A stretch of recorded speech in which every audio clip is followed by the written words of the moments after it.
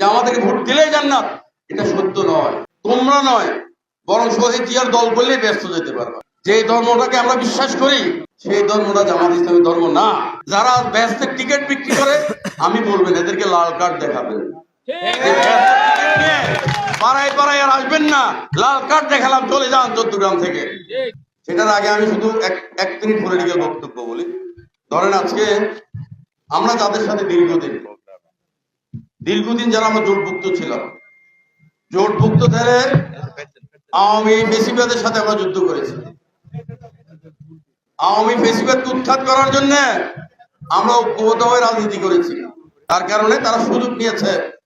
এখন যখন তারা এসেছে এককভাবে নির্বাচন করতে, তারা দেখেছে বাংলাদেশের প্রথম 5D AI ইনভার্টার যুক্ত সর্বোচ্চ বিদ্যুৎ সাশ্রয়ী যমুনা এয়ার কন্ডিশনার। ভোটের মাঠ ফাঁকা, এদের ভোট নাই।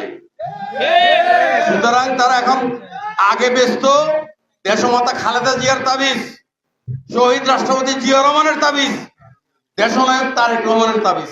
এখন তাবিজ কোনটা বিক্রি করে জানেন? জান্নাতের তাবিজ। বলে কি জানেন? বলে আমরা যদি ক্ষমতায় নাও যাই, আমাদেরকে সহযোগিতা করেন। এই সহযোগিতা করলে আমরা ক্ষমতা না গেলেও আপনি জান্নাতে যাবেন। এদেরকে ভোট দিলে নাকি আমরা জান্নাতে যাব। কত বড় মিথ্যাচার, কত বড় মিথ্যাচার এটা। সুতরাং যে ধর্মটাকে আমরা বিশ্বাস করি সেই ধর্মটা জামাত ইসলামী ধর্ম না।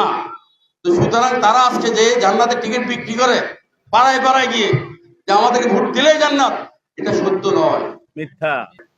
আমরা বলি কি জানেন? তোমরা নয়, বরং শহীদ জিয়ার দল করলেই ব্যস্ত যেতে পারবা। সুতরাং যারা ব্যস্তের টিকিট বিক্রি করে, আমি বলবেন এদেরকে লাল কার্ড দেখাবেন। পাড়ায় পাড়ায় আর আসবেন না, লাল কার্ড দেখালাম চলে যান চট্টগ্রাম থেকে।